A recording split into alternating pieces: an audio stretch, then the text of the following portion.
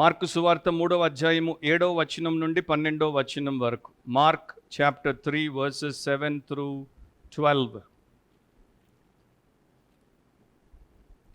యేసు తన శిష్యులతో కూడా సముద్రము నొద్దకు వెళ్ళగా గలిలయ నుండి వచ్చిన గొప్ప జనసమూహము ఆయనను వెంబడించెను. మరియు ఆయన ఇన్ని గొప్ప కార్యములు చేయుచున్నాడని విని జనులు యూదయ నుండి, యెరూషలేము నుండి, ఇదుమయ నుండి, యోర్దాను అవతల నుండి, తూరు సీదోను అనేటి పట్టణ ప్రాంతముల నుండి ఆయన యొద్దకు గుంపులు గుంపులుగా వచ్చిరి. జనులు గుంపు కూడగా చూచి వారు తనకు ఇరుకు కలిగింపకుండునట్లు చిన్న దోణి ఒకటి తనకు సిద్ధపరిచి ఉంచవలనని ఆయన తన శిష్యులతో చెప్పెను. ఆయన అనేకులను స్వస్థపరిచెను కనుక రోగపీడితులైన వారందరూ ఆయనను ముట్టకునవలనని ఆయన మీద పడుచుండిరి. అపవిత్రాత్మలు పట్టినవారు ఆయనను చూడగానే ఆయన ఎదుట సాగిలపడి నీవు దేవుని కుమారుడవని చెప్పుచు కేకలు వేసిరి. తన్ను ప్రసిద్ధి చేయవద్దని ఆయన వారికి ఖండితముగా ఆజ్ఞాపించెను. పరిశుద్ధుడవు ప్రేమ స్వరూపుడవైన మా తండ్రి, మీ వాక్యమును మీ ఆత్మ ద్వారా కూడి వచ్చిన సంఘానికి తర్వాత వినబోయే ప్రతి ఒక్కరికి వినిపించండి, బోధించండి. మీ వాక్యము మా హృదయాంతరంగాల్లోనికి వెళ్ళి మమ్మను రక్షించుటకు, రూపాంతరపరచుటకు, రగల్చి మీ రాకడ కొరకు సిద్ధపరచుటకు కార్యము చేయమని, మా మధ్య మీరు సంచరించి ప్రతి ఒక్కరిని సంధించమని యేసు పరిశుద్ధ నామమును అడిగి ప్రార్థిస్తున్నాం తండ్రి, ఆమేన్. కూర్చోండి. దేవుడి వాక్యాన్ని భయముతో వినండి, భక్తితో వినండి, శ్రద్ధాసక్తులతో వినండి. మీ హృదయము తెరిచి, మీ కన్నులు తెరిచి, మీ బైబిల్ తెరిచి వాక్యాన్ని వినండి. సో ఈరోజు మన అంశం ఏంటంటే Jesus and the great crowds. Jesus and the great crowds. యేసు వెంట గొప్ప జనసమూహము. యేసు వెంట గొప్ప జనసమూహము. The gospel according to Mark verse by verse part 16. Mark సువార్త వచనం వెంబడి వచనం 16వ భాగం. సో నేను మరలా మీకు అక్కడ పరిస్థితులు ఏంటో చెప్పాల్సినటువంటి అవసరం లేదు. మీరు క్రమముగా ప్రతి వారము ప్రభు సన్నిధానానికి వచ్చి ఆయన్ని మీరు ఆత్మతో సత్యంతో ఆరాధించి వాక్యాన్ని శ్రద్ధాసక్తులతో వింటే మీకు అర్థమవుతుంది. మరో విశేషం ఏంటంటే దేవుడు మనకిచ్చినటువంటి పరిశుద్ధ గ్రంథమును బట్టి మనము ఆ వాక్యమును వెనక మునిపే చదువుకోవడానికి, ధ్యానించుకోవడానికి, తెలుసుకోవడానికి దేవుడు అవకాశాన్ని కల్పించాడు. సో ఇక్కడ ఈ భాగంలో మనం ఏం చూస్తామంటే యేసుక్రీస్తు ఆయన శిష్యులు ఒకవైపునున్నారు, యేసుక్రీస్తు ఆయనను వెంబడించినటువంటి జన సమూహములు ఒకవైపునున్నారు. సో యేసు యొక్క శిష్యులకి జన సమూహాలకి మధ్యలో ఉన్నటువంటి వ్యత్యాసం ఏంటో దేవుడు మనకి చూపిస్తాడు. రెండవది, యేసు ప్రభు లోకానికి వచ్చి చేసినటువంటి పరిచర్య వెనుక ఉన్నటువంటి ప్రేరేపణ ఒకవైపు, యేసును వెంబడించినటువంటి ప్రజల యొక్క ప్రేరేపణ మరొక వైపు. సో ఈ ప్రజలు యేసు ప్రభు చుట్టూ మూగారు, యేసు మీద పడబోయారు, యేసును ముట్టుకోవాలనుకున్నారు. కానీ వారి మనసులో, వారి హృదయంలో, వారి యొక్క అంతరంగంలో ఉన్నటువంటి ప్రేరేపణ ఆయన ఎందుకైతే వారి మధ్యలోనికి వచ్చాడో ఆ ప్రేరేపణకు అనుకూలంగా లేకపోతే అనుగుణంగా లేదు. సో మీరు అంత దగ్గరగా వచ్చి కూడా ఆయన్ని మిస్ అయిపోయేటువంటి ప్రమాదం ఉందని దేవుడు మనకి నేర్పిస్తాడు. రాసుకునేవారు రాసుకోండి. మొదటి పాయింట్ ఏంటంటే పాపులారిటీ, ప్రజాదరణ. 7వ వచనం నుండి 10వ వచనం వరకు దాన్ని మనం చూస్తాం. 7వ వచనంలో మొదటి భాగంలో ఇట్లా రాయబడింది, యేసు తన శిష్యులతో కూడా సముద్రము నొద్దకు వెళ్ళగా. సో ప్రభు అయిన యేసుక్రీస్తు దీనికన్నా ముందు భాగంలో మనకి సమాజ మందిరంలో కనిపిస్తాడు. సమాజ మందిరంలో ఊచ చెయ్యగలవాడిని ఆయన స్వస్థపరుస్తాడు. అండ్ ఆయనకి మత పెద్దలకి మధ్యలో ఒక రకమైనటువంటి వివాదము. అండ్ ఈ మత పెద్దలు పరిసయ్యులు వెలుపలికి పోయి హేరోదీయులతో కలుసుకొని ఆయన్ని ఎట్లా సంహరించాలి అనే పథకము వేయడం ప్రారంభిస్తారు. మత్తయి సువార్తలో ఇదే భాగం 12వ అధ్యాయంలో 14-15 వచనాల్లో ఇట్లా రాయబడింది, అంతటా పరిసయ్యులు వెలుపలికి పోయి ఆయనను ఎలాగూ సంహరింతుమా అని ఆయనకు విరోధముగా ఆలోచన చేసిరి. మార్కులో రాయబడింది, మత్తయిలో మాత్రమే రాయబడింది ఏంటంటే యేసు ఆ సంగతి తెలుసుకొని అచ్చట నుండి వెళ్ళిపోయెను. సో యేసు ప్రభుకి తెలిసిందనమాట, పరిసయ్యులు హేరోదీయులు కలిసి ఆయన్ని చంపుదామనేటువంటి కుట్ర వేస్తున్నారు కనుక ఇది ఆయన చనిపోవాల్సినటువంటి సమయము కాదు. యేసుక్రీస్తు ప్రభు ప్రతిదీ కూడా దేవుడి యొక్క సమయము ప్రకారమే, టైం టేబుల్ ప్రకారమే చేస్తాడు కనుక ఆయనకి తెలుసు ఇది ఆయన సిలువలో చనిపోవాల్సినటువంటి సమయము కాదు, ఆయన చేయాల్సింది ఇంకా కొంత ఉంది. కనుక ఆ సమయంలో వారి యొక్క పథకమును ఆయన సఫలీకృతం అవ్వనివ్వకుండా అక్కడి నుండి వెళ్ళిపోయాడు. ఎక్కడికి పోయాడు? సముద్ర తీరానికి పోయాడు.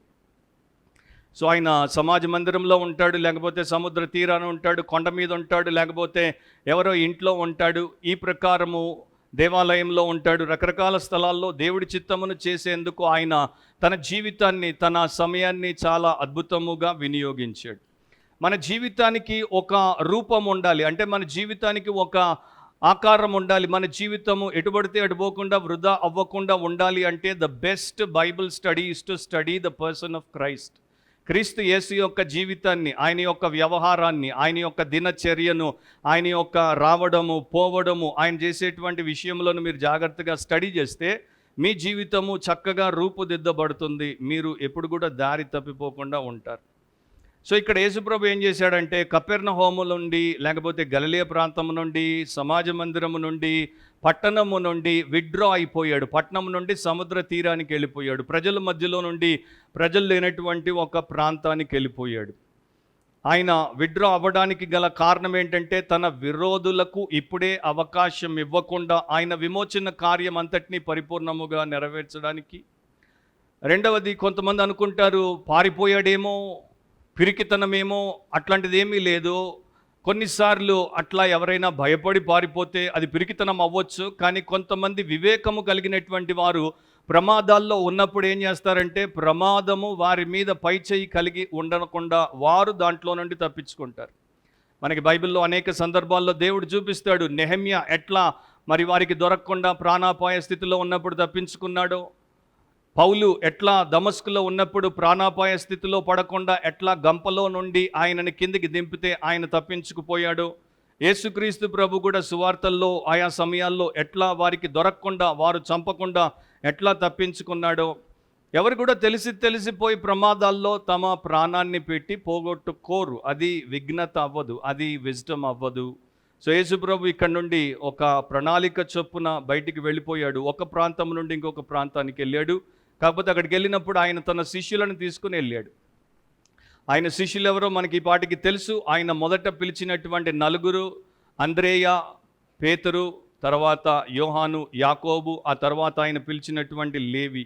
5 మంది అయితే మనకి తెలుసు. వీరు కాకుండా ఇంకా ఆయన పిలిచి ఉన్నారు అని ఒక సువార్త ద్వారా మనము అంచనా వేయొచ్చు. కాకపోతే మార్కు సువార్తలో వీరు మాత్రం పిలువబడినట్లు మనకి చూపించబడుతుంది. సో వీరితో ఆయన వెళ్ళినప్పుడు 7వ వచనంలో 2వ భాగంలో ఇట్లా రాయబడి ఉంటుంది, గలిలయ నుండి వచ్చిన గొప్ప జన సమూహము ఆయనను వెంబడించారు.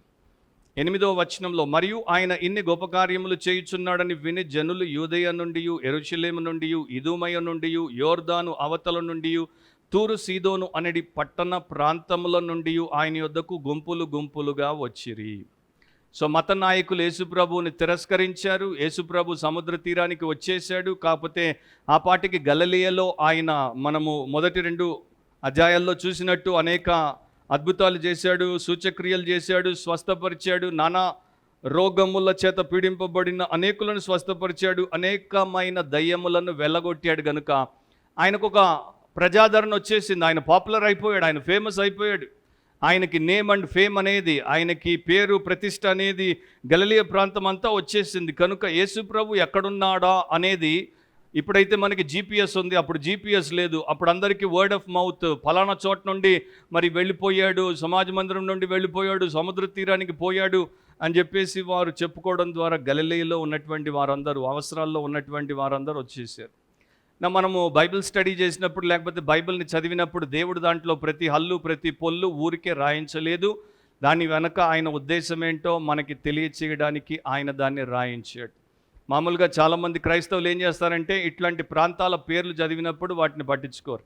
ఎంతోమంది బైబిల్ వెనకాల పాత ఇస్రాయేలు, పాత పాలస్తీనా, పాత ఆ యొక్క భూభాగం యొక్క మ్యాప్ ఉంటుంది.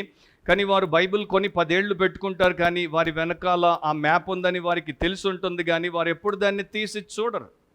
వారు ఎప్పుడు ఇశ్రాయేల్ ఎక్కడుందో, యూదయ ఎక్కడుందో, గలిలయ ఎక్కడుందో, కపెర్నహూము ఎక్కడుందో, కానా ఎక్కడుందో, ఇదుమయ ఎక్కడుందో ఎప్పుడు చూడరు. అది వారికి ఆసక్తి లేదు. అంటే దేవుడికి ఆసక్తి ఉంది, దేవుడు నీకు తెలియజేయాలని దాన్ని రాయించి పెట్టాడు, కానీ నీకు ఆసక్తి లేదు, నీవు దేవుడి యొక్క లెవెల్లో లేవు అనేది నీవు చూపించేసుకుంటావు.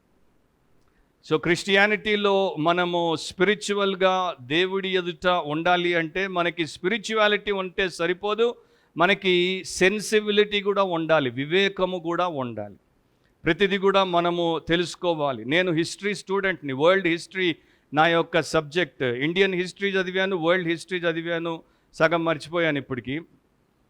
కాకపోతే ఏ దేశం ఎక్కడుంది, ఏ ఖండంలో ఉంది, ఏ జాతి ఏ సమయంలో ఏమి చేసింది, అండ్ ఏ భూభాగాలు, ఒకప్పటి పేర్లేంటి ఇప్పుడు పేర్లేంటి అన్నీ కూడా మాకు నేర్పించారు. దాని తర్వాత పరీక్ష పెట్టారు, పరీక్షల్లో వాటిని ప్రశ్నల్లో అడిగినప్పుడు వాటిని మేము తెలుసుకున్నాం కనుక మేము రాసి పాస్ అయ్యాం. అదే ఇప్పుడు బైబిల్లో ఈ విషయాల్లో మనకి పరీక్ష పెడితే మనం అందరం కూడా 0 మార్కులు, అందరంటే మోస్ట్ ఆఫ్ ద పీపుల్ తెచ్చుకునే ప్రమాదం ఉంది. సో ఈ మత నాయకుల చేత ఆయన తిరస్కరించబడ్డాడు, కానీ ప్రజలు, సామాన్యులు ఆయన అంటే ఇష్టపడినటువంటి వారు, రకరకాల కారణాల చేత ఆయన్ని కోరుకున్నటువంటి వారు ఆయన వెంట వచ్చారు. సో ఇక్కడ మార్కు సువార్త ఏం రాస్తున్నాడు? గలిలయ నుండి గొప్ప జనసమూహము, గలిలయ డెన్స్లీ పాపులేటెడ్ ఏరియా, అంటే విస్తృతంగా జనం ఉన్నటువంటి స్థలం అన్నమాట. సో అట్లాంటి స్థలం నుండి అనేకులు, చాలా పెద్ద జన సమూహం వచ్చారు, కొన్ని వేల మంది ఉండొచ్చు. ఒక థియోలోజియన్ అంచనా ప్రకారం దాదాపు 10,000 మంది ఉండొచ్చు. లెక్క మార్క్ అయితే ఇవ్వలేదు గనుక గొప్ప జన సమూహం ఆయన్ని వెంబడించి, ఆయన ఇన్ని గొప్ప కార్యములు చేయుచున్నాడని విని జస్ట్ వారు విన్నారు అంతే.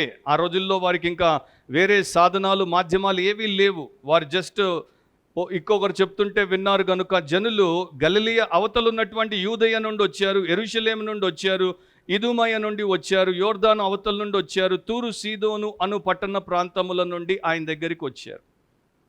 నా యూదయ అనేది మరి గలిలయ పైన ఉండేటువంటి ప్రాంతం, యూదయలోనే యెరూషలేము ఉంటుంది, యెరూషలేము యూదయకి రాజధాని. ఇక ఇదుమియా అనేది, అది మీరు చూస్తే అది యూదయకి సౌత్లో ఉంటుంది. ఇదుమియా అనే పేరు ఏదోము నుండి వచ్చింది. ఏదోమీయులు ఇదుమియన్స్ అయిపోయారు తర్వాత.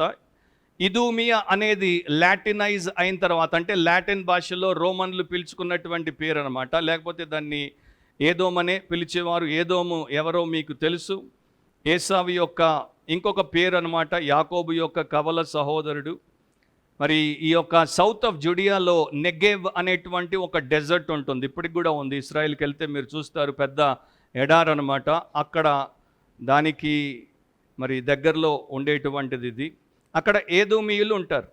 చరిత్ర మనకేం చెప్తుందంటే, మక్కబీయుల యొక్క నాయకుడైనటువంటి జూడస్ మక్కబియస్, ఆయన తరచూ యుద్ధములో ఈ ఏదోమీయులను ఓడించేవాడు. ఆయన యొక్క బలము చేత, ఆయన యొక్క బలవంతము చేసినప్పుడు వీరందరూ కూడా అయిష్టంగానే యూదా మతాన్ని అంగీకరించారు. అండ్ హాస్మోనియన్ అయినటువంటి జాన్ హిర్కానస్ అనేటువంటి అధికారి యొక్క సమయంలో వీరి మీద ఆ ఒత్తిడి ఇంకా పెరిగింది. హేరోద్ ద గ్రేట్, హేరోదు అనేటువంటి వాడు, యేసు జన్మించినటువంటి సమయంలో ఉన్నటువంటి ఆ రాజు, వీరి నుండి వచ్చినటువంటి ఒక ఇదుమియన్. యోర్దాను అవతల ఉన్నటువంటి ప్రాంతముల గురించి ఇక్కడ రాయబడి ఉంది. తూరు సీదోను ఫినిషియన్ సిటీస్ అనమాట. ఫినిషియా అంటే ఇప్పుడు లెబనాన్ ఏదైతే ఉందో, లెబనాన్లో తూరు సీదోన్లు ఇప్పుడు వేరే పేర్లతో అక్కడ మనకి కనబడతాయి. సో ఆ ప్రాంతము నుండి, సో ఈ ప్రకారము అన్ని వైపుల నుండి వచ్చారు. ఇప్పుడైతే వారు వచ్చారు. తర్వాత మార్కు సువార్త 7వ అధ్యాయం 24వ వచనంలో యేసుక్రీస్తు ప్రభు అక్కడికి వెళ్తాడు. ఆయన అక్కడ నుండి లేచి తూరు సీదోనుల ప్రాంతములకు వెళ్ళి ఒక ఇంట ప్రవేశించి అని రాయబడి ఉంటుంది. సో వారు వచ్చారు, తర్వాత ఆయన వారి దగ్గరికి వెళ్తాడు. సో ఇక్కడ మనకేం చూపిస్తున్నాడంటే, యూదుల మధ్యలో నుండి, అన్యుల మధ్యలో నుండి, ప్రతి వైపు నుండి, నార్త్, సౌత్, ఈస్ట్, వెస్ట్ నుండి అందరికీ యేసుక్రీస్తు అంటే ఆసక్తి. ఆయనని వారు ఎదుర్కోవడానికి, ఆయన్ని కలుసుకోవడానికి వారు వస్తున్నారు. ఫ్రాన్స్లో YMCAలో గాస్పల్ మీటింగ్స్ అవుతున్నాయి. అక్కడ ఒక సైనికుల రెజిమెంట్ ఉండేది. కొంతమంది విశ్వాసులైనటువంటి సైనికులు దానికి మీటింగ్స్కి వెళ్ళేవారు. అక్కడ ఒక సైనికుడు, ఆయన విశ్వాసి కాదు, ఆయన్ని కూడా రమ్మంటే ఆయన వచ్చేవాడు కాదు. YMCAలో ఎప్పుడైనా వారు భోజనం పెడుతుంటే, ఏదైనా ఇస్తుంటే తీసుకోవడానికి వచ్చేవాడు, కానీ మీటింగ్కి వచ్చేవాడు కాదు. కానీ ఒక రోజున సడన్గా వీరికి చెప్పకుండా మీటింగ్కి వచ్చేసాడు. మీటింగ్కి వచ్చినప్పుడు వీరు ఆశ్చర్యపోయారు. నీవు రావు కదా, ఎందుకు వచ్చావంటే, నేను మొన్న వారు భోజనం పెడుతుంటే వచ్చాను. భోజనం చేసేటప్పుడు నేను ఒకటి చూశాను. ఈ వైఎంసీ అంతటికి పెద్ద అయినటువంటి సెక్రటరీ, ఆయన మిగతా వారు అక్కడ తినేసి ప్లేట్స్ పక్కన పారేస్తూ ఎవడు కడక్కపోతే ఆయన వచ్చి కూర్చొని అడిగాడు. ఇంత పెద్ద సంస్థకి అంత పెద్ద నాయకుడు పోయి ఆ చిన్న పని చేసినప్పుడు నాకు అనిపించింది ఆయన చాలా విలువైనటువంటి వ్యక్తి. ఆయన చెప్పే మాటలు వింటే నా జీవితానికి కూడా విలువ కలుగుతుంది. సో ఆయన ఆ రాత్రి బోధకుడు కనుక ఆ యొక్క సెక్రటరీ బోధ వినడానికి అతడు వచ్చాడు. ఎందుకంటే ఒకడి మీద ఒకడికి గురి కలిగినప్పుడు, ఈ వ్యక్తి విలువైనటువంటి వాడు, ఇతడు నా జీవితానికి విలువిస్తాడు అనుకున్నప్పుడు అతని దగ్గరికి వస్తారు. సో వీరు కూడా దాదాపు 125 మైళ్ళ దూరం నుండి, అంటే 150 కన్నా ఎక్కువ కిలోమీటర్లు నడిచి వచ్చారు యేసుప్రభు దగ్గరికి. ఎందుకంటే ఆయన ఇన్ని గొప్ప కార్యములు చేస్తున్నాడు. మన జీవితాల్లో కూడా ఆయన కార్యాలు మనకి అవసరం. నాకు ఎప్పుడు అనిపిస్తుంటుంది, ఆ రోజుల్లో మనకి బైకులు లేవు, సైకిళ్ళు లేవు, ట్రైన్లు లేవు, ట్యాక్సీలు లేవు, ఓలా ఊబర్ లేదు, లేకపోతే ర్యాపిడో లేదు, ఏమీ లేదు, మెట్రో లేదు. అయినా కూడా మనుషులు నడిచి వచ్చేవారు, ఎంతో ఆసక్తితో వచ్చేవారు. కానీ ఈ రోజుల్లో అన్నీ ఉండి కూడా చాలామంది చర్చి వారి ఇంటి ముందో, ఇంటి వెనకో, ఇంటికి ఇటువైపో, ఇంటికి అటువైపో, లేకపోతే ఇంటి పైన ఫ్లోర్లోనో ఉండాలని కోరుకునేటువంటి వారు ఎట్టి పరిస్థితుల్లో కూడా డిసైపుల్స్ కారు, శిష్యులు కారు. ఎవరైనా సరే యేసు నా సేవియర్ అన్నవాడు యేసు లాంటి సాక్రిఫైస్ జీవితంలో చేయకపోతే యేసు యొక్క శిష్యుడు, శిష్యురాలు కాదు. మన టైంని అడ్జస్ట్ చేయలేకపోతే, మన యొక్క ట్రావెల్ని అడ్జస్ట్ చేయలేకపోతే, మన బడ్జెట్ని అడ్జస్ట్ చేయలేకపోతే, మనకున్నటువంటి ఇతర కోరికలను, హాబీస్ని అడ్జస్ట్ చేయకపోతే మనము యేసుక్రీస్తు యొక్క వారము కానే కాదు. మోసపోవద్దు. ఈరోజు మీరు ఏమనుకున్నా పర్వాలేదు, నాతో వాదించినా పర్వాలేదు, రేపు మీరు అక్కడ నిలబడినప్పుడు దేవుడు నన్ను పిలుస్తాడు, ఈయన ఒకప్పుడు మీకు చెప్పాడు, మీరు వినలేదు, ఈయన కరెక్ట్, మీరు తప్పారు అంటాడు. ఇది మాత్రం ఫర్ ష్యూర్. సో అనేకులు యేసు దగ్గరికి ఎందుకు వచ్చారంటే, ఇన్ని గొప్ప కార్యములు చేయుచున్నాడని విని జనులు వచ్చారు. అంటే విన్నారంటే ఎవరో చెప్పారు కదా. అంటే ఆ రోజుల్లో కూడా యేసు ప్రభు యొక్క సాక్ష్యం ఇచ్చేటువంటి కొంతమంది ఉన్నారు కదా. యేసు అంట దేవుడి కుమారుడంట, పరిశుద్ధుడంట, ఆయన నజరేయుడంట, ఆయన మెస్సియా అంట, ఆయన పాపులను రక్షించే రక్షకుడంట, ఆయన స్వస్థపరచువాడు, ఆయన దయ్యాలను వెళ్ళగొట్టేవాడు, ఆయన భోజనం పెట్టేవాడు, ఆయన అద్భుతాలు చేసేవాడు, ఆయన అనేకుల అవసరాలు తీర్చేవాడు.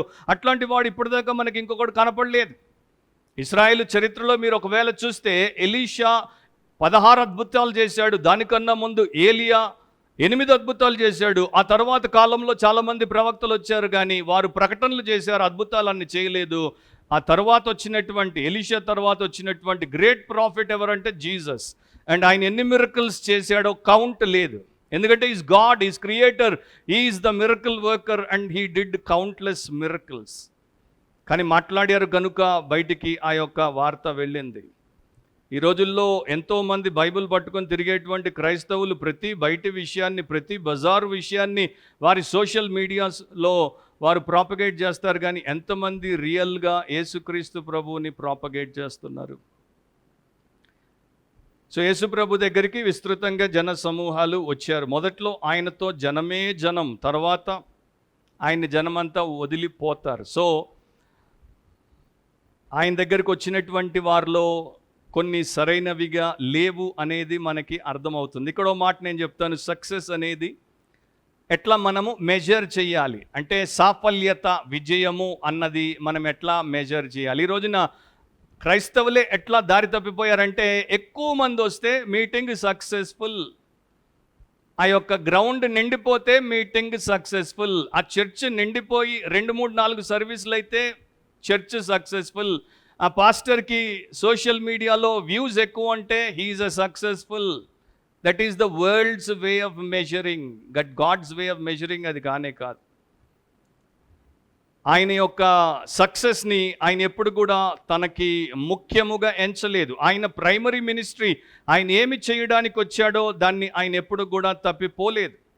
సో మనుషులు ఎక్కువైతే సక్సెస్, మనుషులు తక్కువైతే ఫెయిల్యూర్ అనుకోవడం బుద్ధిహీనత. యేసు ప్రభు దగ్గరికి వచ్చినటువంటి వారు ఎందుకు వస్తున్నారు అనేది ఆయన చాలా జాగ్రత్తగా చూసేవాడు. వారు ఆయన దగ్గరికి ఎందుకు వచ్చారు? Son of God, messiah, saviour, redeemer, forgiver అని కాదు. ఎందుకు వచ్చారంటే miracle worker, need provider, problem solver, peace giver అనేటువంటి ఉద్దేశాలతో వచ్చారు. అవన్నీ ఆయన చేస్తాడు, చేయడని కాదు. కానీ ఆయన యొక్క ఉద్దేశం ఏంటంటే 70-80 ఏళ్ళు భూమి మీద బ్రతికి తర్వాత లేకుండా పోయేటువంటి నీ దేహము కన్నా అంతము లేని కాలము నీ ఆత్మ ఏదైతే శాశ్వతముగా ఉంటుందో దానికి ఆయన అసలైనటువంటి ఆశీర్వాదాన్ని ఇవ్వడానికి వచ్చాడు. సో ఆయన అట్లా వచ్చినప్పుడు అనేకులు ఆయన దగ్గరికి వచ్చారు. వచ్చినంత మాత్రాన ఆయన వారిని తనతోనే ఉంచుకునేటట్టు తన బోధను మార్చలేదు. ఆయన బోధలో ఏముంది? మొదట్లోనే మనము చూసాం, 1వ అధ్యాయం 15వ వచనంలో ఆయన ఏమి చెప్పాడు? కాలము సంపూర్ణమై ఉన్నది, దేవుని రాజ్యము సమీపించి ఉన్నది, మారు మనసు పొంది సువార్త నమ్ముడని చెప్పుచు దేవుని సువార్త ప్రకటించుచు గలిలయకు వచ్చాను. ఆయన్ని సిలువేసేంత వరకు ఆయన చేసిన బోధ ఇదే. ఆయన దేవుడి రాజ్యం గురించే మాట్లాడాడు. భూలోకంలో మీరు రాజులు, మీరు రాజు పిల్లలు, నేను మీ రాజుని, మీకు అన్నీ ఇస్తాను అని ఆయన ఎక్కడ చెప్పలేదు. దానికి భిన్నంగా చెప్పాడు ఆయన. దాని తర్వాత మారు మనసు పొందమన్నాడు, సువార్తను నమ్మమన్నాడు. అండ్ ఈ రోజున మనకి మనుషులు ఎక్కువ అవ్వాలంటే దేవుడి రాజ్యం గురించి చెప్పొద్దు, వాళ్ళ రాజ్యం గురించి చెప్పాలి. మనుషులు ఎక్కువ అవ్వాలంటే మారు మనసు గురించి మాట్లాడొద్దు. మనుషులు ఎక్కువ అవ్వాలంటే సువార్తను నమ్మమని చెప్పొద్దు. మనుషులు ఎక్కువ అవ్వాలంటే పాపం ఒప్పుకోమని చెప్పొద్దు. మనుషులు ఎక్కువ అవ్వాలంటే స్వంతమును ఉపేక్షించుకోమని చెప్పొద్దు. మనుషులు ఎక్కువ అవ్వాలంటే నీవు చావాలి, ఆయన నీలో బ్రతకాలి అని బోధ చెయ్యకూడదు. సో అట్లాంటి వారు ఈ రోజున యేసు ప్రభుతో ఎంత దూరంగా ఉన్నారు, వారు దైవ సంబంధులు కారు అని వారు ఎవరైనా సరే మనకి నిరూపించబడుతుంది. So Jesus never lowered his teaching. ఆయన ఎన్నటికీ దాన్ని తగ్గించలేదు. రెండవది ఏంటంటే he never compromised his demands. ఆయన వారి ముందు పెట్టినటువంటి షరతుల విషయంలో ఏమీ తక్కువ చేయలేదు. ఆ యొక్క యవనస్తుడైనటువంటి ధనికుడైన అధికారి ప్రభు దగ్గరకు వచ్చినప్పుడు, నీ ఆస్తి నమ్మి బీదలకిచ్చి నా వెంట వచ్చేస్తే దేవుడి రాజ్యంలో నీకు సమస్తం ఉంటుందని చెప్పినప్పుడు అతడు వెళ్ళిపోతుంటే మార్కే రాస్తాడు, దాని దగ్గరికి మనం వస్తాం తర్వాత. యేసు అతన్ని ప్రేమించాడు కానీ వెళ్ళిపోనిచ్చాడు, అతని వెంటబడలేదు. ఆ టైంలో యేసుప్రభుకి డబ్బు చాలా అవసరం. యేసుప్రభు అనలేదు, బీదలకు ఎందుకులే, నాకు ఇచ్చేయి, యూదా ఉన్నాడు నా వెనకాల మా ట్రెజరర్, ఆయనకి ఇచ్చేసేయి, బ్యాగులు ఆయనకి ఇచ్చేయి, ఆయన పెట్టుకుంటాడు. ఇక్కడ నుండి వెల్త్ ట్రాన్స్ఫర్ అక్కడికి చేసేయి. మినిస్ట్రీలో మనం చాలామందికి చేయొచ్చు. ఎందుకంటే ఫిలిప్ ఎప్పుడు వీరికి భోజనం పెట్టమంటే డబ్బులు లెక్క పెడుతుంటాడు, ఇన్ని నెలల జీతం కావాలి, అన్ని నెలల ఆదాయం ఉండాలని. నీది ఇచ్చేస్తే మేము అందరికీ బ్రెడ్లు బన్నులు కొని పెట్టేస్తాం. అట్లా అనలేదు ఆయన.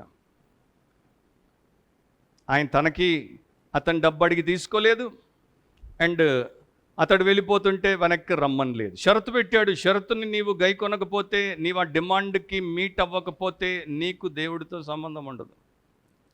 అబ్రహాం లింకన్ అమెరికా దేశానికి ఇప్పటిదాకా ఉన్నటువంటి ప్రెసిడెంట్స్ అందరిలోకెల్లా అతి శ్రేష్టమైనటువంటి ప్రెసిడెంట్ అని అమెరికన్ హిస్టరీయే కాదు, వరల్డ్ కూడా ఒప్పుకుంటుంది.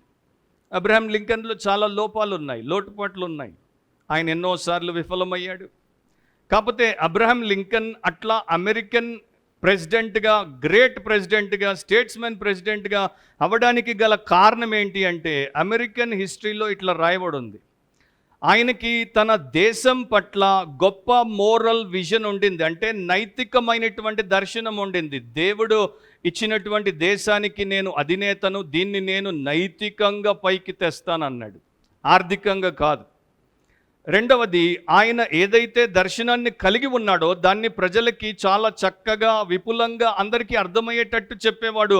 తద్వారా వారందరూ కూడా ఆయన దర్శనానికి, ఆయనకి సహకరించున్నట్లు. మూడవది, ఆయన చేసినటువంటి మరో గొప్ప విశేషం ఏంటంటే, తెల్ల జాతి వారు, నల్ల జాతి వారు అనేటువంటి వివక్ష లేకుండా బానిసలుగా ఉన్నటువంటి నల్ల జాతీయులను తెల్ల జాతీయుల ఆజమాయిషీ నుండి విడుదలను ప్రకటించి ఎమాన్సిపేషన్ ద్వారా వారికి స్వాతంత్రమునిచ్చాడు. సో దాన్ని బట్టి ఆయన ఎప్పటికీ ద గ్రేటెస్ట్ ప్రెసిడెంట్గా అమెరికాలో ఉన్నాడు. ప్రపంచంలో చాలామందికి మాదిరికరంగా ఉన్నాడు. సో యేసుక్రీస్తు ప్రభు అట్లా అందరికీ ఎందుకు ఆకర్షితుడంటే ఆయన ఆ ప్రకారం ఉన్నాడు కనుక. 9-10 వచనాల్లో మీరు గమనిస్తే, జనులు గుంపు కూడగా చూచి వారు తనకు ఇరుకు కలిగింపకుండానట్లు చిన్న దోణి ఒకటి తనకు సిద్ధపరిచి ఉంచవలనని ఆయన తన శిష్యులతో చెప్పెను. ఆయన అనేకులను స్వస్థపరిచెను గనుక రోగపీడితులైన వారందరూ ఆయనను ముట్టుకొనవలనని ఆయన మీద పడుచుండిరి. సో వేల మంది వచ్చేసారు సముద్ర తీరం దగ్గర. సో ఆ ప్రాంతం అంతా కూడా జన సందోహంతో ఉండిపోయింది. వారందరూ ఆయన్ని ముట్టుకోవాలని ఆయన మీద పడుచుండిరి. తెలుగులో అయితే పడుచుండిరి అని ఉంది, కానీ గ్రీక్లో, ఇంగ్లీష్లో థ్రాంగ్ అని ఉంటుంది, గ్రీక్లో త్లీబో అనేటువంటి పదం అనమాట. త్లీబో అంటే రుద్దుకోవడము, లేకపోతే ఆయన మీద పడి ఆయన్ని నలగగొట్టడము, ఆయన్ని క్రష్ చేయడం అనమాట. ఒకవేళ ఆయన జాగ్రత్త తీసుకోకపోతే ఆయన్ని వారు క్రష్ చేసేసేవారు. కొన్నిసార్లు మనం వింటుంటాం వార్తల్లో తొక్కిసలాట జరిగింది, ఎంతోమంది తొక్కేశారు అని. ఈ మధ్య మన దేశంలో ఒక మత ఉత్సవానికి పోయినటువంటి వారు తొక్కిసలాటలకు గురై కొంతమంది చనిపోయారు. ప్రభుత్వం ఎంతమంది చనిపోయారో కూడా చెప్పకుండా దాచిపెట్టేసింది. సో యేసు ప్రభువుకి ప్రమాదం ఏంటో అర్థమైంది కనుక ఏం చేశాడు, శిష్యులకి చెప్పాడు, ఒక చిన్న దోణెను మీరు సిద్ధపరిచి ఉంచమని చెప్పేశాడు. ఎందుకంటే ఆయన దోణెలోనికి ఎక్కి అది కొంచెము సముద్రపు నీటిలోనికి లోపలికి వెళ్ళి అక్కడ ఉంటే జనాలు ఇక్కడ ఉంటారు. సో ఆయన మీద పడకుండా ఆయన అనుకున్నది ఆయన చేయొచ్చు, వీరికి కావాల్సింది వీరు పొందొచ్చు. సో చిన్న దోణె, లిటిల్ బోట్, దాని సైజు గురించి కొంతమంది థియోలోజియన్స్ అంచనాలు వేశారు. అది మనకు అవసరం లేదు, మార్క్ ఇవ్వలేదు. కాకపోతే ఇప్పటికి కూడా మీరు ఇజ్రాయెల్కి వెళ్తే ఇజ్రాయెల్లో 1st సెంచరీలో వీరు వాడినటువంటి ఒక బోట్ మనకి అక్కడ సీ ఆఫ్ గ్యాలిలీ దగ్గర అది శిథిలావస్థలో ఉంటుంది. దాన్ని వారు ప్రదర్శనలో పెడతారు. మీరు దానికి వెళ్ళి చూడొచ్చు, తాకొచ్చు, ఎక్కి కూర్చోలేరు, కొడతారు ఎక్కితే, ఫర్బిడ్ అన్నది. బట్ చూడొచ్చు, దాంట్లో 15 మంది కూర్చోవచ్చు. అయితే ఇంతమంది ప్రభు దగ్గరికి ఎందుకు ఆకర్షించబడ్డారు? నంబర్ 1 రీజన్ ఏంటంటే వారి క్యూరియాసిటీ. అంతవరకు అట్లాంటి వ్యక్తి లేడు కనుక ఆయన్ని చూద్దామనేసి వారికి ఆసక్తి, లేకపోతే కుతూహలం. రెండవ కారణం ఏంటంటే వారికి ఉన్నటువంటి రోగాలు, వారికి ఉన్నటువంటి వ్యాధులు, వారికి ఉన్నటువంటి రకరకాలైనటువంటి పీడలు. సో ఆ పీడల నుండి వారు బయటపడడానికి ఆయన దగ్గరికి వచ్చారు. ఇక్కడ ఒక విషయాన్ని మనం గమనించాలి. యేసుప్రభు ఎంతో మంచివాడు, రోగులను స్వస్థపరిచాడు, అనేక రోగాలను స్వస్థపరిచాడు. కాకపోతే ఆయన ఏమై ఉన్నాడో తెలుసుకోకుండా ఆయన్ని కేవలం నా అవసరం కోసం వాడుకోవడానికి ఆయన దగ్గరికి రావడం అనేది హీనమైన విషయం. సో మార్క్ ఇదంతా కూడా ఎందుకు చెప్తున్నాడంటే మీరు ఆయన ఏమై ఉన్నాడో తెలుసుకోండి అని చెప్తున్నాడు. అంతేగాని ఆయన్ని మీరు ఈ ప్రకారం వాడుకున్నారు, మీరు వాడుకోవచ్చు అని చెప్పట్లేదు. మార్కు రాయంది లూకా మాత్రమే రాశాడు. మత్తయి రాయలేదు, మార్కు రాయలేదు, లూకా మాత్రమే రాశాడు. ప్రజలు ఆయన దగ్గరికి తండోపతండాలుగా రావడానికి గల ఒక కారణం, మీరు లూకా 6వ అధ్యాయం 17వ వచనాన్ని తిప్పి చూస్తే అక్కడ ఇట్లా ఉంటుంది, ఆయన బోధ వినుటకును తమ రోగములను కుదుర్చుకొనుటకును యూదయ దేశము మంతటి నుండి, యెరూషలేము నుండి, తూరు సీదోను పట్టణముల సముద్రముల తీరము నుండి వచ్చిన బహుజన సమూహం. సో ఆయన బోధ వినడానికి కూడా కొంతమంది వచ్చారు. సో ఎప్పుడు కూడా ఒక మైనారిటీ ఉంటుందన్నమాట ఆయన బోధ వినడానికి. మెజారిటీ మిరకల్స్ కోసం వస్తారు, మైనారిటీ మెసేజెస్ కోసం వస్తారు. ఇప్పుడు కూడా మనకి అట్లాగే కనబడుతుంటుంది. ఎక్కడో ఉంటాయి చిన్న చర్చెస్, అక్కడ బిబ్లికల్ ఎక్స్పాజిషన్ ఉంటుంది, అక్కడ బైబిల్ స్టడీ ఉంటుంది, అక్కడ డాక్ట్రిన్ నేర్పిస్తారు, అక్కడ ఎక్కువ ప్రీచింగ్, అక్కడ ఎక్కువ టీచింగ్, అక్కడ ఎక్కువ డిసైపుల్షిప్ ట్రైనింగ్ జరుగుతుంటుంది. అక్కడికి వచ్చేవాళ్ళు కొంతమంది. కానీ మిగతా పెద్ద పెద్ద చర్చెస్ ఉంటాయి, పెద్ద పెద్ద సెంటర్స్ ఉంటాయి, మెగా చర్చెస్ అంటారు, ఇంకొకటి అంటారు.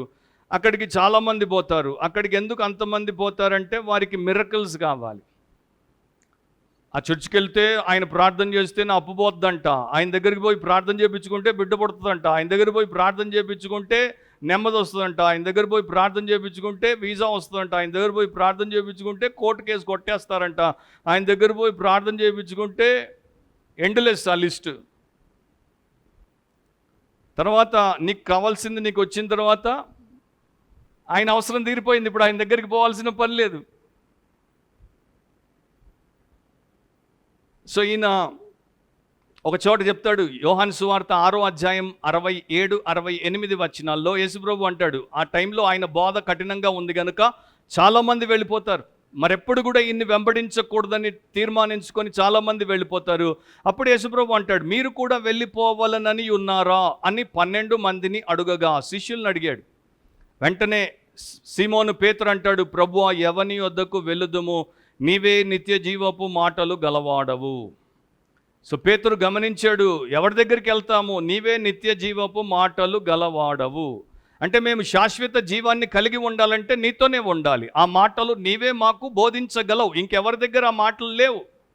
మిగతా వాళ్ళు మాకున్నటువంటి అశాశ్వతమైనటువంటి జీవితానికి ఇవి అవి వాగ్దానాలు చేయొచ్చు, వాటిని నెరవేర్చవచ్చు, నెరవేర్చకపోవచ్చు, కానీ నీవు మాత్రమే నిత్య జీవపు మాటలను మాకిస్తావు.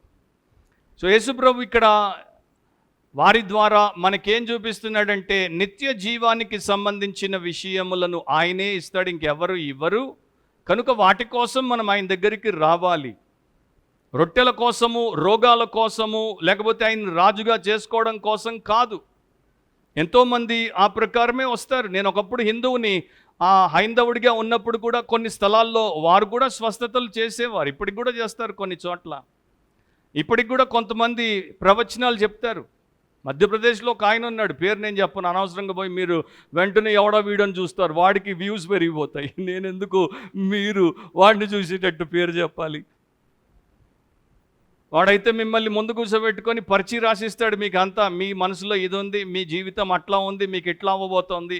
దానికోసం నేషనల్ టీవీయే కాదు, మన ప్రధానమంత్రి మోదీ గారు పోయి ఏ మేరా ఛోటా బాయ్ అని వచ్చాడు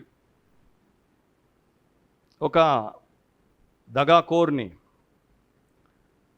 సో అట్లాంటి వారు ప్రతి చోట ఉన్నారు. సో క్రిస్టియానిటీకి మనం రావాల్సిన పని లేదు. ఇస్లాంలో ఉన్నారు, హిందూయిజంలో ఉన్నారు, బుద్ధిజంలో ఉన్నారు, ప్రతి చోట ఉన్నారు. 1790లో మరి ఫ్రెంచ్ పోయెట్గా, హిస్టోరియన్గా, స్టేట్స్మెన్గా, తర్వాత మరి ఫారిన్ అఫేర్స్ మినిస్టర్గా కూడా పనిచేసినటువంటి ఒక వ్యక్తి పుట్టాడు ఫ్రాన్స్లో. ఆయన పేరు లామార్టీన్. 1848లో ఒక ఫ్రెంచ్ రెవల్యూషన్ జరుగుతున్నప్పుడు ఆయన ఈ తిరుగుబాటు చేస్తున్నటువంటి జనాలు, రోడ్ల మీద పడి తిరుగుబాటు చేస్తున్నటువంటి జనాలు, వినాశకారి అయినటువంటి జనాలకి మరి మంత్రిగా ఒక మాట చెప్పడానికి నిలబడినప్పుడు ఇట్లా అన్నాడు, పౌరులారా వినండి, మీతో మాట్లాడదలిచినటువంటి వ్యక్తి 60 ఏళ్ల పవిత్రమైనటువంటి జీవితము జీవించిన తర్వాత మాట్లాడడానికి నిలబడ్డాడు. మీతో మాట్లాడదలిచిన వ్యక్తి 60 ఏళ్ల పవిత్ర జీవితం తర్వాత మీతో మాట్లాడడానికి నిలబడ్డాడు. అంటే వెంటనే వారందరూ కూడా సద్దుమణిగిపోయారు, ఆయన్ని మాట్లాడనిచ్చారు. అంటే ఒక వ్యక్తిలో అట్లాంటి ఇంటెగ్రిటీ ఉంటే, ఒక వ్యక్తిలో అట్లాంటి ప్యూరిటీ ఉంటే, యథార్థత, పవిత్రత ఉంటే, స్వచ్ఛత ఉంటే వారి మాటలు వినడానికి అట్లాంటి తిరుగుబాటుదారులు కూడా ఇష్టపడతారు. సో యేసుప్రభు లాంటి స్వచ్ఛత, యథార్థత, పవిత్రత, శ్రేష్టత ఉన్నవారు ఎవరున్నారు? ఈ మార్కు సువార్త ఒక యాక్షన్ ఓరియంటెడ్ గాస్పుల్. అంటే ఎక్కువ యేసుక్రీస్తు యొక్క క్రియల మీద, కార్యముల మీద దృష్టిని సారించేటువంటి సువార్త. ఆయన సందేశాలు తక్కువ ఉంటాయి దీంట్లో. ఉదాహరణకి కొండ మీద ప్రసంగం మత్తయిలో 3 అధ్యాయాల నిండా ఉంటుంది, కానీ అట్లాంటి పెద్ద ప్రసంగాలు మార్కు సువార్తలో మనకు కనపడవు. సో అక్కడ ప్రసంగాలు అంటే మత్తయి దగ్గరికి వెళ్ళాలి, ప్రార్థనలు అంటే లూకా సువార్తకి వెళ్ళాలి, యాక్షన్ అనగానే మార్కుకి రావాలి. సో కొంతమంది 1960sలో ఏం చేశారంటే, ఒక ఆయన ఉండేవాడు, ఆయన అన్నాడు, అందరూ ప్రీచింగే చేస్తున్నారు, అందరూ కేవలం సువార్తే చెప్తున్నారు, వాక్య బోధనే చేస్తున్నారు, కానీ ఎవరు పవర్ ఇవాంజలిజం చేయట్లేదు. అంటే యేసు నామమున దయ్యములను వెళ్ళగొట్టట్లేదు, యేసు నామమున రోగులను స్వస్థపరచట్లేదు, యేసు నామమున అద్భుతాలు చేయట్లేదు, యేసు నామమున సూచక్రియలు చేయట్లేదు. దేవుడు అట్లా చేయమన్నాడు అని చెప్పి మార్కు సువార్తని బేసిస్గా చేసుకొని పవర్ ఇవాంజలిజం మొదలుపెట్టాడు. పవర్ ఇవాంజలిజం అంటే శక్తి సువార్త. సో ఆయన స్కూల్ పెట్టి దాంట్లో అందరికీ ఎట్లా ఇవన్నీ చేయాలో నేర్పించేవాడు. సో ఆయన ఒకవైపు పాపులర్ అయ్యాడు, ఇంకొక వైపు ఎక్స్పాజిషనల్ ప్రీచింగ్ అంటే వచనం వెంబడి వచనం, వాక్యమును లోతుల్లోకి తీసుకెళ్ళి బోధించి ప్రజలకు అర్థమయ్యేటట్టు బోధించే విధానం. ఈ రెండు అప్పటి నుండి అట్లా వచ్చాయి. మళ్ళీ ఇప్పుడు మొదటిది పెరిగిపోయింది, రెండవది తగ్గిపోయింది.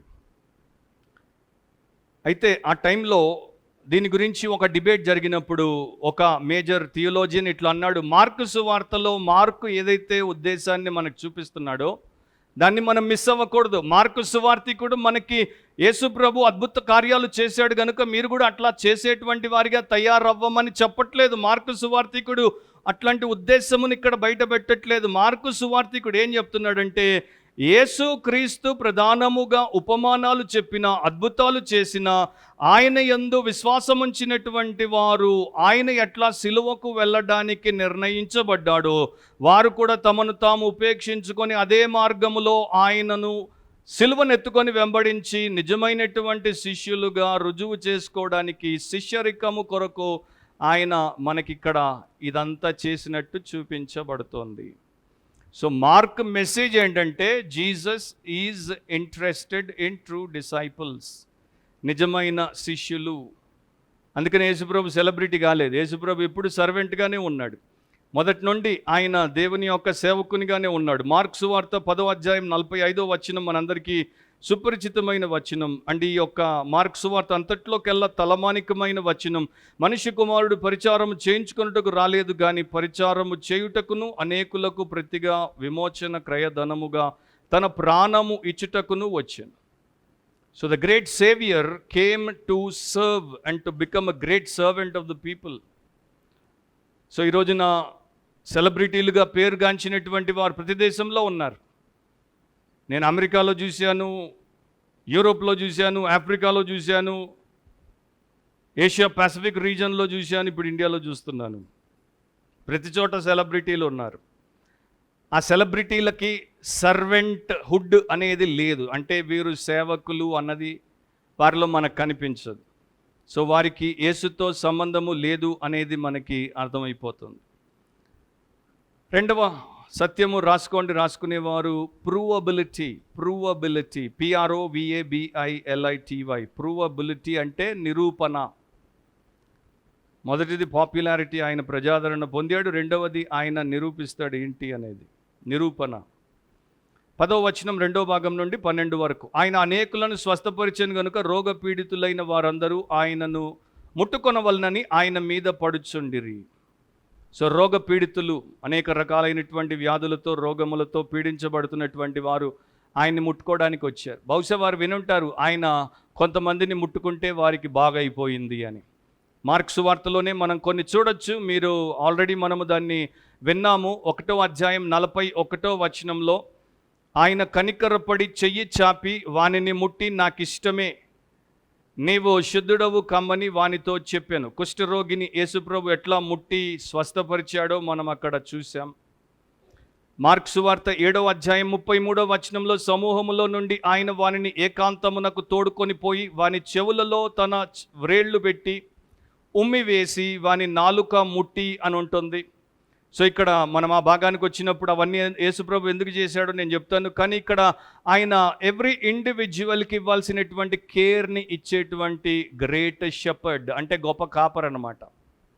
ఆయన ఎంత గొప్ప కాపర్ అంటే ప్రతి వ్యక్తి అవసరాన్ని స్వంతగా తీర్చేందుకు ప్రయత్నం చేస్తాడు. మార్క్ సువార్త 8వ అధ్యాయం 23వ వచనంలో ఆయన గుడ్డివాని చెయ్యి పట్టుకొని ఊరి వెలుపలికి తోడుకొని పోయి వాని కన్నుల మీద ఉమ్మి వేసి వాని మీద చేతులుంచి నీకేమైనను కనబడుచున్నదా అని వానిని అడుగగా, సో ఈ ప్రకారం ఆయన ముట్టుకున్నాడు. ఇప్పుడు ఆయన్ని ముట్టుకోవడానికి వీళ్ళు వచ్చారు. ఆయన ఎందుకు ముట్టుకోవాలి, ఆయన ఎందుకు వీరు తాకాలి, స్పర్శించాలి అంటే వీరికి ముందు నుండి పురాతన కాలం నుండి ఉన్నటువంటి ఒక విశ్వాసం ఏంటంటే, పరిశుద్ధులు, ప్రవక్తలు, దైవ సంబంధులైనటువంటి వారిని తాకితే వారిలో నుండి ప్రభావము మనకి వచ్చి మనకి క్షేమాన్ని కలిగిస్తుంది. ఒక ఉదాహరణ మీకు చెప్తాను. 2వ రాజులు 13వ అధ్యాయం 21వ వచనం, 2 Kings 13:21.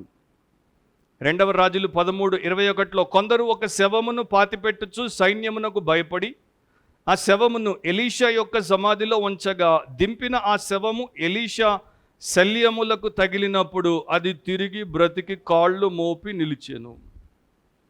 జస్ట్ ఇమాజిన్,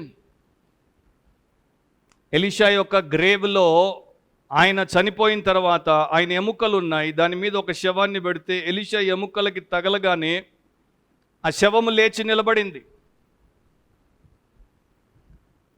ఈ మధ్య గత 10 ఏళ్లుగా దీన్ని తీసుకొని దేవుడు అక్కడ అట్లా మీరు చేయండి అని ఎక్కడ చెప్పలేదు. కానీ అమెరికాలో, ఇండియాలో అవుతుందేమో నాకు తెలియదు, అమెరికాలో ఏం చేస్తున్నారంటే గ్రేవ్ అనాయింటింగ్ అని, ఈయన గొప్ప ప్రవక్త, ఈయన గొప్ప అభిషిక్తుడు, ఈయన గొప్ప దైవజనుడు అని ఆయన చనిపోయి ఉంటే ఆయన యొక్క సమాధి దగ్గరికి వెళ్ళి, ఆర్ ఆ లేడీ చనిపోయి ఉంటే ఆ సమాధి దగ్గరికి వెళ్ళి సమాధి మీద ఇట్లా పడుకొని anoint me anoint me anoint me అని చాలామంది ఆ యొక్క నాన్ సెన్సికల్ పని చేస్తున్నారు. దాన్ని గ్రేవ్ అనాయింటింగ్ అంటారు.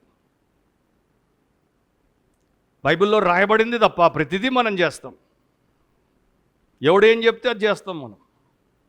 డిస్క్రిప్టివ్ ఏంటి, ప్రిస్క్రిప్టివ్ ఏంటి మనకు తెలియదు. అంటే ఇది చరిత్ర అట్లా జరిగింది అని చెప్పబడేది, అట్లా మీరు చెయ్యండి అని చెప్పబడేది, రెండింటి మధ్యలో వ్యత్యాసం ఉందని మనకు తెలియదు. అక్కడ ఎలీషా యొక్క ఎముకలు ఈ శవానికి తగిలితే లేచింది అన్నది చరిత్ర. మీరందరూ పోయి ప్రతి సమాధి తవ్వి మీ ఇంట్లో సచ్చినోడిని తీసుకెళ్ళి దాని మీద పెట్టమని కాదు.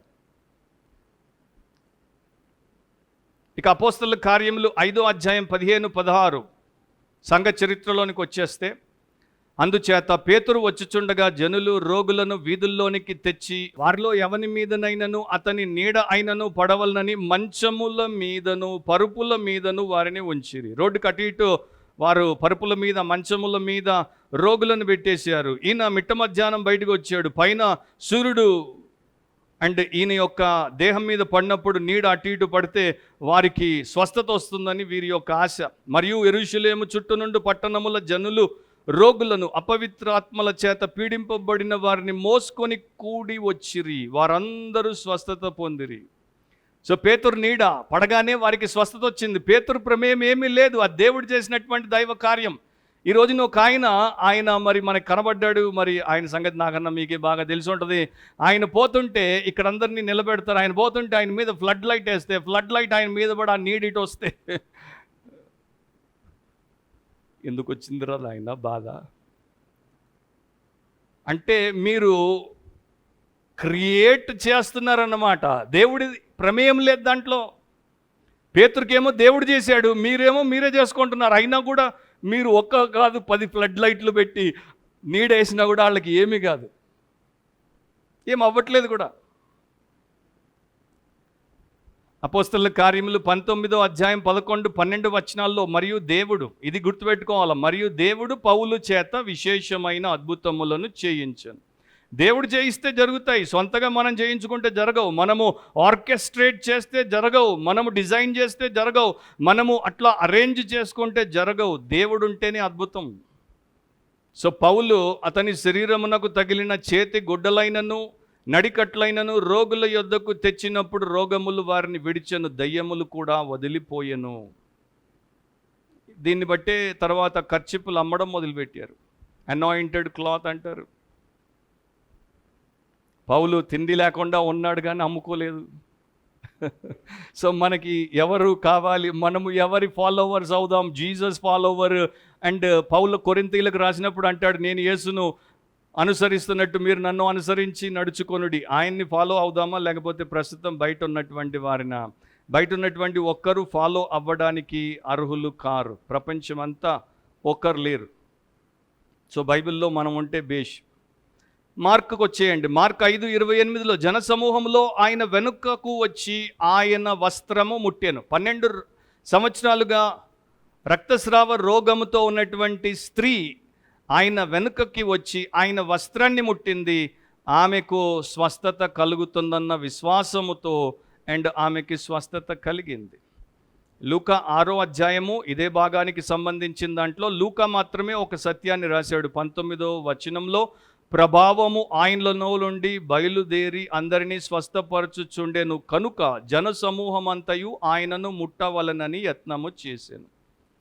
సో అందరూ ఆయన ఎందుకు ముడదాం అనుకుంటున్నారు? ఎందుకంటే ఆయనలో నుండి ప్రభావము బయటకు వస్తుంది, అందరినీ స్వస్థపరుస్తుంది.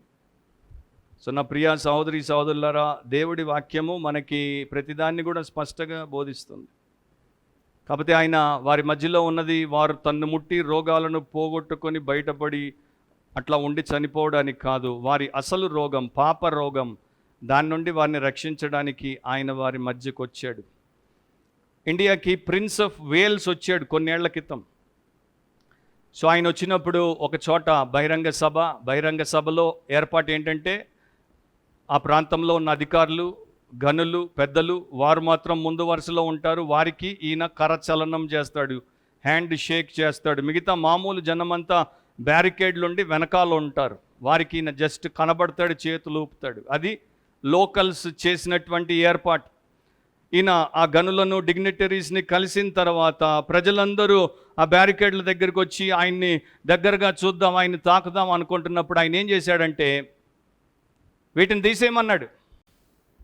ఎందుకు? నాకు నా ప్రజలకి మధ్యలో అడ్డంకు, వీటిని తీసేయండి, వారిని రానివ్వండి, వారిని నేను తాకుతాను, వారు నన్ను తాకుతారు, రానివ్వండి అంటే అధికారులు ఏదో చెప్పబోయారు, ప్రోటోకాల్ అని షటప్ అని చెప్పి తీపిచ్చేసాడు.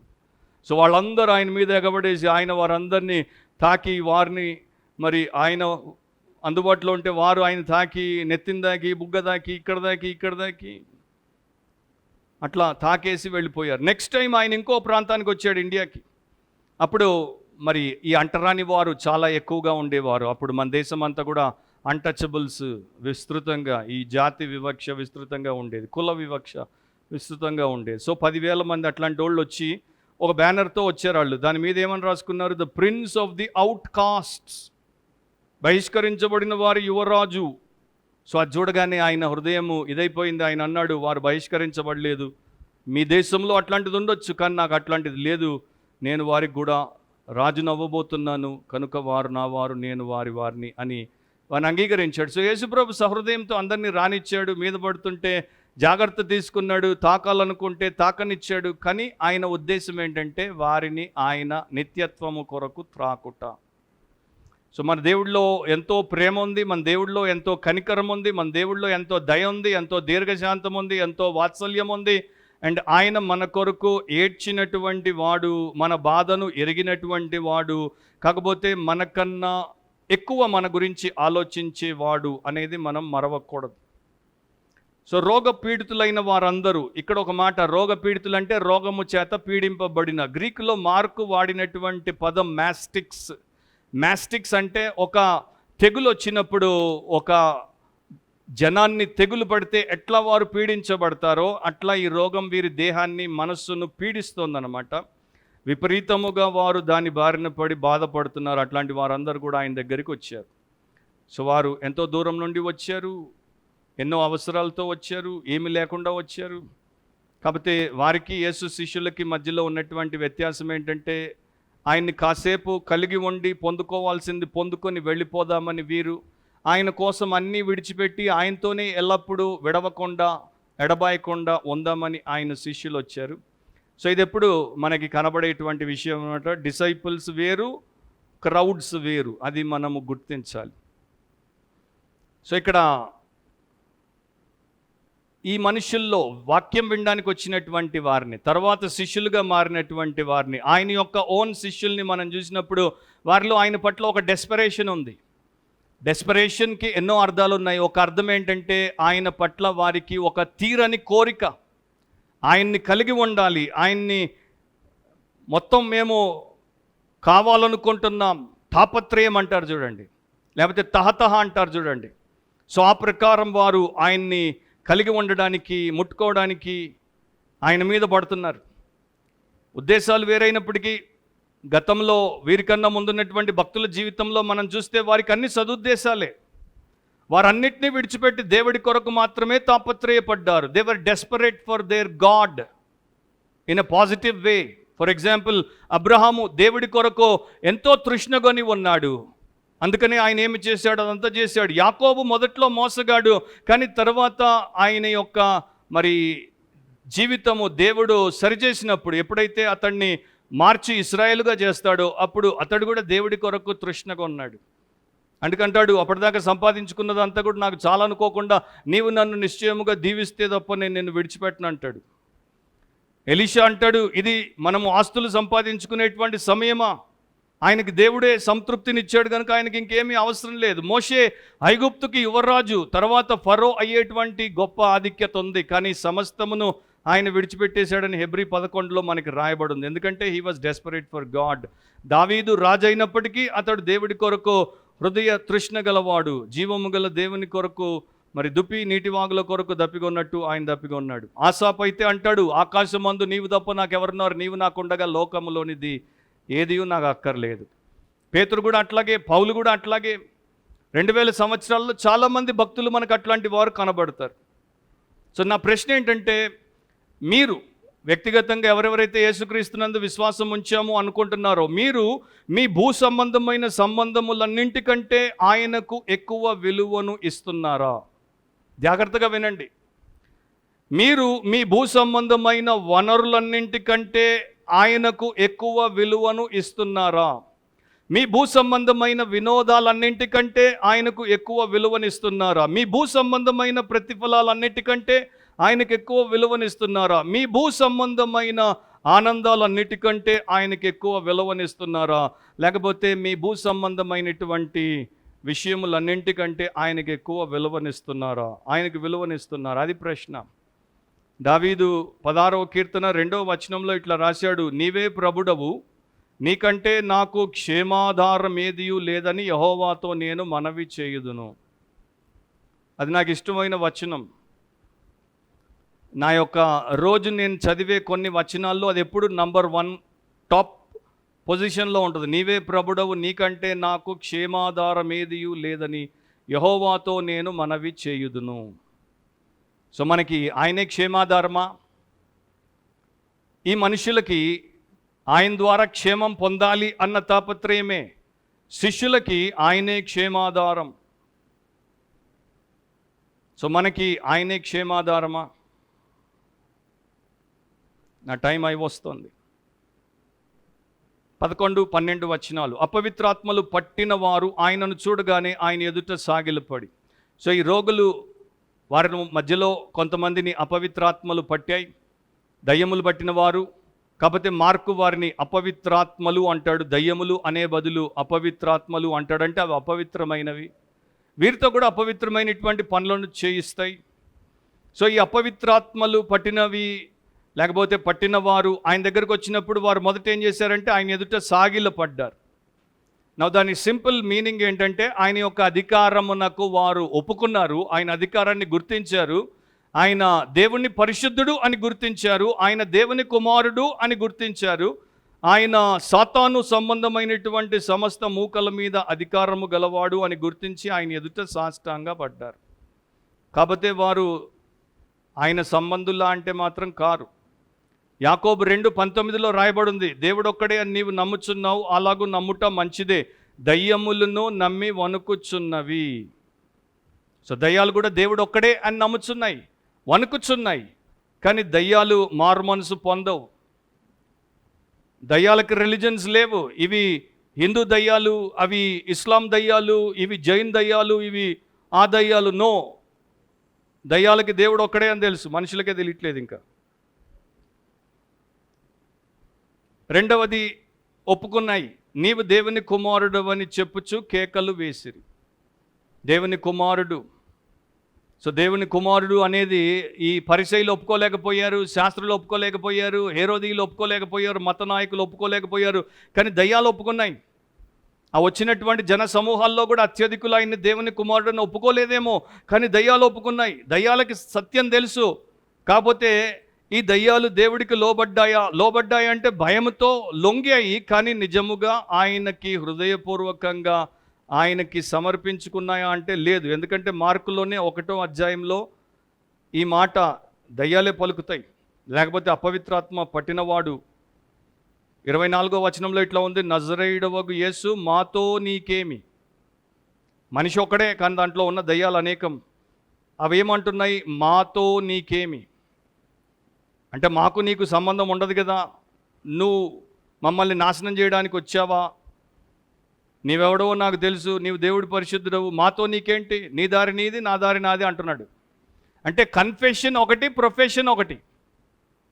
పైకైతే దేవుడి పరిశుద్ధుడు, మనం కూడా అంటాము రక్షకుడు రక్షకుడు రక్షకుడు, నా ప్రభు నా ప్రభు నా ప్రభు.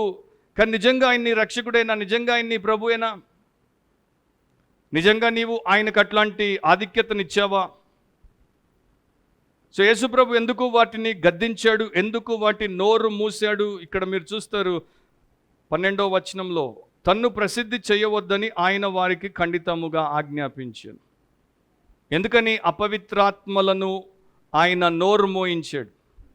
ఎందుకంటే దేవుడు అక్కడ ఎన్నో కారణాలు ఉన్నాయి, టైం లేదు, ఒకటి చెప్పి నేను ప్రార్థన చేస్తాను. ఒకటి, ఆయన యొక్క సత్యము, ఆయన యొక్క సువార్త అది నేరుగా దేవుడి యొక్క ప్రత్యక్షత ద్వారా మానవులకి లభించాలి. యేసుక్రీస్తు ప్రభు యొక్క ప్రకటన ద్వారా లభించాలి. తర్వాత పరిశుద్ధాత్మ ద్వారా వారికి లభించాలి. మత్తయి సువార్త 16:17 యేసుప్రభు అంటాడు, అందుకు యేసు సీమోను బరియోనా, నీవు ధన్యుడవు, పరలోకమందున్న నా తండ్రి ఈ సంగతి నీకు బయలుపరచనే కానీ నరులు నీకు బయలుపరచలేదు. సో సువార్తను నరులు బయలుపరచలేరు, దయ్యాలు కూడా ప్రకటించలేవు, దేవుడే బయలుపరచాలి. యోహాను 14:26 ఆదరణకర్త అనగా తండ్రి నా నామమున పంపబో పరిశుద్ధాత్మ సమస్తమును మీకు బోధించి నేను మీతో చెప్పిన సంగతులన్నింటినీ మీకు జ్ఞాపకము చేయును. అది దేవుడు పెట్టుకున్నాడు. అండ్ పవిత్రాత్మ బోధిస్తుంటే మనం రక్షించబడతాం, కానీ అపవిత్రాత్మ సాక్ష్యం ఇస్తే ఎట్లా? సో ఇక్కడ అపవిత్రాత్మలను ఆయన అనుమతించలేదు తన సువార్త ప్రకటన సాక్ష్యమును ఇచ్చుటకు. సేమ్ థింగ్ మనకు అప్లై చేసుకుంటే మనలో అపవిత్రులుగా ఉన్నటువంటి వారు ఎవరు కూడా దేవుడి సువార్తను ప్రకటించకూడదు. కానీ ఈరోజు చాలామంది అపవిత్రులే సేవకులు అయిపోయారు, అపవిత్రులే పెద్ద పెద్దోళ్ళు అయిపోయారు, అపవిత్రులే సువార్త ప్రచారకులు అయిపోయారు. 5th సెంచరీలో ఒక చర్చ్ ఫాదర్ ఇట్లా రాశాడు దీని గురించి. 1500 సంవత్సరాల క్రితం ఆయన ఇట్లా రాశాడు, ఎందుకని యేసు దయ్యములను మాట్లాడింపకుండా నోరు మోయించాడు?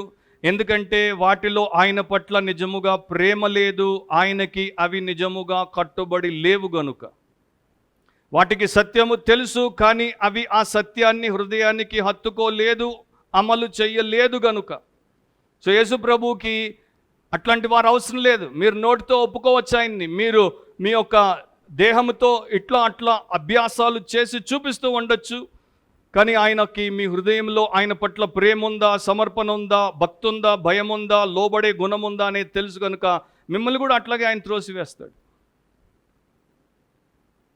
సో అదే చర్చ్ ఫాదర్ అంటాడు, ఇద్దరి మోకాళ్ళు వంగాయి, భూ సంబంధమైనటువంటి మనుషుల మోకాళ్ళు వంగాయి, భూమికి సంబంధించినటువంటి ప్రేతాత్మల మోకాళ్ళు వంగాయి. రెండు కూడా ఆయన యేసు, ఆయన దేవుని కుమారుడు, ఆయన ప్రభు అని ఒప్పుకున్నాయి. ఇక్కడ విచిత్రం ఏంటంటే అపవిత్రాత్మలకు యేసు దేవుని కుమారుడు అని తెలుసు, కానీ పరిసయ్యులు పవిత్రాత్మలు వాళ్ళకి తెలియదు. ఆయన్ని ప్రసిద్ధి చేయొద్దు అన్నాడు. ఇక్కడైతే అపవిత్రాత్మలు పట్టిన వారికి చెప్పాడు, మత్తయి సువార్తలో అయితే జనాలకి చెప్పాడు. 12వ అధ్యాయంలో బహుజనములు ఆయనను వెంబడింపగా ఆయన వారిని అందరినీ స్వస్థపరిచి తన్ను ప్రసిద్ధి చేయవద్దని వారికి ఆజ్ఞాపించాను. సో దయ్యాలకు చెప్పాడు, నన్ను పాపులరైజ్ చేయొద్దు, నన్ను అడ్వర్టైజ్ చేయొద్దు. మనుషులకి చెప్పాడు, నన్ను పాపులరైజ్ చేయొద్దు, అడ్వర్టైజ్ చేయొద్దు. 2 కారణాలు ఉన్నాయి. ఆయన ఆ టైంలో ఆయన గురించినటువంటి వార్త ప్రతి చోటికి వెళ్ళిపోతే సమయం కన్నా ముందే ఆయన అరెస్ట్ అవ్వడానికి, ఆయన శిక్షించబడ్డానికి, ఆయన ప్రాణం పోవడానికి అవకాశాలు వస్తాయి. అది యూదులకి కానీ రోమన్లకి కానీ ఆయన ఇవ్వదలుచుకోలేదు, ఎందుకంటే ఆయన దేవుడి సమయం ప్రకారం పోవాలి. అదొక కారణం కనుక వద్దన్నాడు. 2వ కారణం ఏంటంటే ఆయన తన్ను తాను తగ్గించుకున్నాడు, ఆయన దాసుని రూపమును దాల్చాడు. దేవునితో సమానునిగా ఉండుట విడిచిపెట్టకూడని భాగ్యమని ఎంచుకోలేదు కనుక ఆయన సాత్వికుడు, దీన మనస్కుడు కనుక అనవసరంగా ఆయన గురించి ఎవరు ప్రచారము చేయొద్దన్నాడు. దీనికి ఎగ్జాక్ట్ ఆపోజిట్గా మనకి ఇప్పుడు కనబడుతుంది. చిన్నది చేసి వెంటనే ప్రచారము చేయండి, ప్రచారము చేయండి, ప్రచారము చేయండి అని చేపించుకునేవారు, అండ్ డబ్బిచ్చి ప్రచారం చేపించుకునేవారు. ఎవరో మీటింగ్ వచ్చినటువంటి 10,000 మంది జనాన్ని నా ఫోటో వెనక లేపించుకొని ఫోటోషాప్ చేసి నా మీటింగ్కి ఎంతమంది వస్తున్నారు మీరు కూడా రండి అని మోసం చేసేవాళ్ళు. సో అట్లాంటి వాళ్ళ ముందు యేసు వేరుగా ఉన్నాడు, వీళ్ళందరూ వేరుగా ఉన్నారు. మనము మోసపోయే అవకాశం ఉంది. యేసునైనా వెంబడిస్తాం, లేకపోతే వీళ్ళనైనా వెంబడిస్తాం. అండ్ ఎక్కువ మంది ఇటుపోతున్నారు. సో నా చివరి ప్రశ్నలు ఏంటంటే, నీకు యేసుతో ఏమి పని? జాగ్రత్తగా విను. నీకు యేసుతో ఏమి పని? నీకు యేసు ఎందుకు కావాలి? నీవు యేసు నుండి ఏమి ఆశిస్తున్నావు? పాప క్షమాపణ, ఆత్మరక్షణ, జీవిత సమర్పణ, లేకపోతే ఇహమరమైన ఈవుల, భూ సంబంధమైనటువంటి దీవెనలా? నీవు యేసు నుండి ఆశించడమేనా, లేక యేసు కొరకు ఏమైనా చేసే ఉద్దేశం ఉందా? యేసు దేవుడి వాక్యం ప్రకారం రక్షకుడు, తర్వాతే పోషకుడు, తర్వాతే మన సమస్యల పరిష్కారకుడు. సో నీవు యేసుని యేసులాగా గ్రహించావా, అంగీకరించావా, శిష్యులుగా వెంబడిస్తున్నారా? అది పాయింట్. లేకపోతే నష్టపోయేది, మోసపోయేది మనమే. స్విట్జర్లాండ్ గుండా నెపోలియన్ బోనపార్ట్ పోతున్నాడు, ఆయన సైన్యం పోతుంది. సో జనాలు రెండు వైపులా ఉండి చాలా గొప్ప హర్షధ్వానాలతో ఆయన్ని సత్కరిస్తున్నప్పుడు, ఆయన గురించి కేకలేస్తున్నప్పుడు ఆయన సైనిక అధికారి నెపోలియన్ చెవుల్లో అన్నాడంట, అబ్బా ఇంతమంది చేత మీరు ఇంతగా సత్కరించబడ్డం గొప్పగా ఉంది కదూ. సో నెపోలియన్ వెంటనే అన్నాడంట, లేదే లేదు, వీళ్ళు ఆలోచన లేని జనాలు, కొంచెం మార్పు వస్తే ఇదే జనం, ఈరోజు నన్ను సన్మానించిన ఇదే జనం రేపు నన్ను తీసుకెళ్ళి ఊరికంబం ఎక్కిచ్చేస్తుంది అన్నాడు. సేమ్ థింగ్ అదే జనం ఏం చేసిందంటే లూకా 23:20 నుండి 21 వరకు మనం చూస్తే, పిలాతు యేసును విడుదల చేయగోరి వారితో తిరిగి మాట్లాడినను వారు వీనిని సిలువ వేయుము అని కేకలు వేసిరి. వారం ముందే హోసన్నా హోసన్నా అన్నారు, ఇప్పుడేమో సిలువెయ్యి అంటున్నారు. సో అట్లాంటి జనం, ఆ జనంలో మనం ఒకరముగా మిగిలిపోకుండా శిష్యులముగా మారుదాం. తలంచండి, కళ్ళు మూసుకొని. ప్రార్థనలో మీ జీవితం ఎంతో ప్రశస్తమైనది, మీ భవిష్యత్ ఎంతో ప్రశస్తమైనది, భూమి మీద మీ సాక్ష్యం ఎంతో ప్రశస్తమైనది, మీ నిత్యత్వం ఎంతో ప్రశస్తమైనది. ఏదైనా మనం పోగొట్టుకోవచ్చు, కానీ దాన్ని మనం పోగొట్టుకోకూడదు.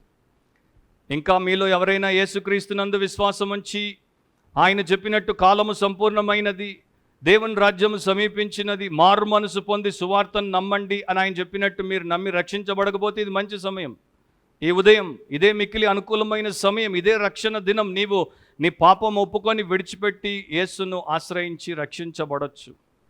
రక్షించబడిన ప్రతి ఒక్కరము మరి యేసు మనకెందుకు కావాలి, యేసు మనకేమై ఉన్నాడు, మన రక్షకుడు, మన ప్రభు, మన దేవుడు, మనల్ని పాలించే రారాజా లేక మరొకట, అది సరిచేసుకుంటే మనం రూపాంతరం చెందుతాం.